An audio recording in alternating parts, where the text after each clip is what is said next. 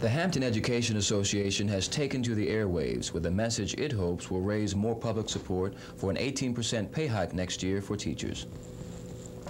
On the peninsula, one school system has proposed destroying elementary music, art, and phys ed programs.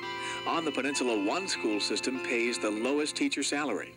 On the peninsula, one school system has proposed the lowest salary increase for next year. I think the 18% is probably, at this point, a little bit unrealistic, because what they are not saying, the teachers are not saying, and Mr. Davis is not saying, that the school system itself, its operational budget, is top-heavy when compared to the city's operational budget at this point. The schools get 46% of our budget. Despite the hard line by the mayor, there apparently is a possibility of flexibility, which may extend to both sides. The focus of the pay dispute shifted to school administration headquarters today. Teacher Representative Carl Davis met with Superintendent Edward Zitella for about an hour. Mr. Zitella and I had a very frank and forthright discussion, and I think we were both honest with each other. And I do get a feeling of flexibility, and I'm not at liberty to state what that is. That's Mr. Zitella's to state. Zitella would not give away any details of the school board budget committee meeting this afternoon. And they, of course, hopefully will come up with some recommendations that they will be making to the full board, because that basically is their charge. And I would hope that the recommendations that they do make will be presented at the first reading of the budget tomorrow night. Don Roberts, Area 10 Eyewitness News, Hampton. Teacher representatives started arriving at Bethel AME Church shortly before noon. Here, where a couple of weeks ago they voted overwhelmingly to do whatever's necessary to get an 18% pay hike, the educators received ballots to take back to their various schools. These to survey how the rank and file felt about a compromise school administration offer of 16% and restoration of 36 elementary, art, music, and education teachers that had been scheduled to be cut. The recommendation of the organization is that tentatively we approve this 16% and restoration. When I say tentatively, obviously, this is just a first hurdle in many hurdles to actually attain this for next year. Davis met with the teacher representatives for about 40 minutes and apparently convinced many of them to accept the compromise. Can you go along with that recommendation? I think so at this point, yes. You think you can work with 16%? Well, I don't know. The teachers will have to determine that. I think so. You think you can work with 16%? Hopefully. The presentation of tonight's school budget was moved here to Kecoughtan High School to accommodate the large turnout of people expected. And just a sampling of the cars on this lot indicates the teachers do have growing support for their demand of a competitive salary. The results of the teacher vote on the 16% offer will be announced here shortly before the meeting begins.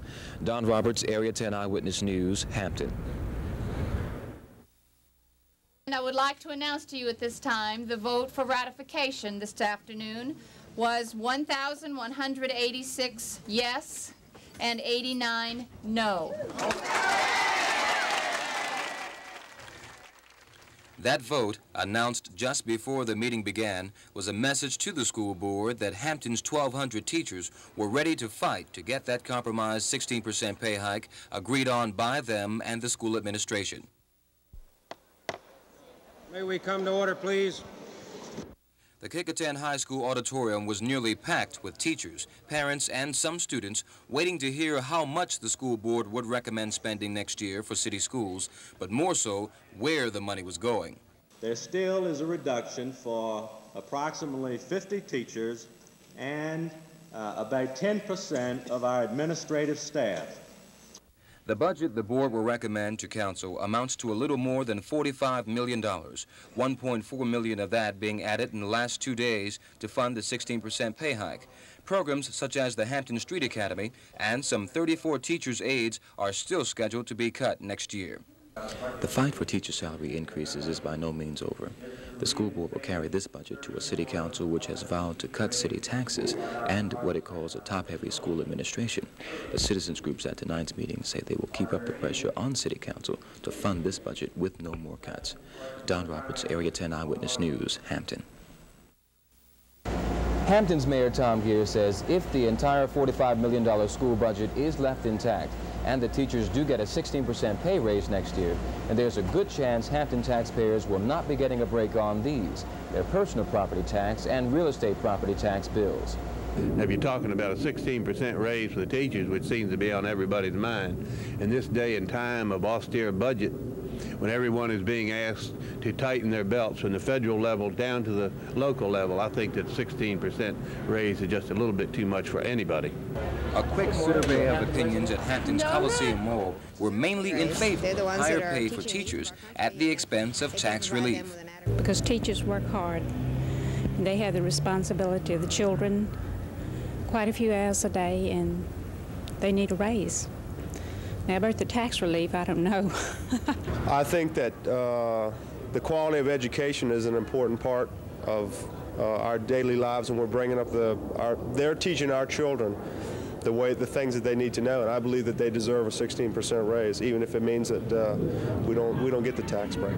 But all the opinions we heard were not on the side of the teachers. Well, it seems to me that 16% is pretty high, especially when we're trying to, or the president's trying to cut back on some of the price increases. I think 16% is too high.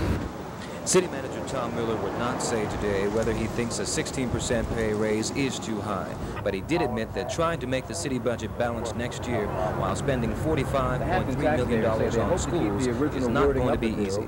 Don Roberts, Area 10 Eyewitness News, Hampton.